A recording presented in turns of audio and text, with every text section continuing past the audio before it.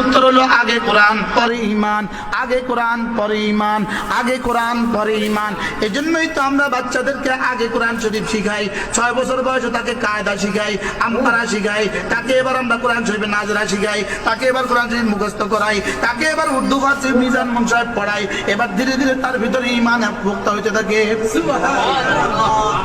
কি হয় বলেন, ঈমান আগে না ইলম আগে? বলেন। যারা মনে করছে ইলম লাগবে না, ঈমান আগে, ইলম লাগবে না, এরাই এখন গোমরা হয়ে হাতাহাতি হয়ে গেছে। আপনারা ঠিক না বললেও ঠিক, যদি আপনারা কারো বুঝে না আসে তার হলো ওই কথা ঠিক। আপনারা যদি কারো বুঝে না আসে আমি কি করবো? অথচ সুনানে ইবনে মাজাহ শরীফের 61 নং হাদিসে আছে, আমরা আগে ঈমান শিখেছি, তারপর কোরআন শিখেছি। पहला सवाल यह है कि हमने बाज़ सहाबा किराम रज़ी अल्लाह अन्हुम के हवाले से एक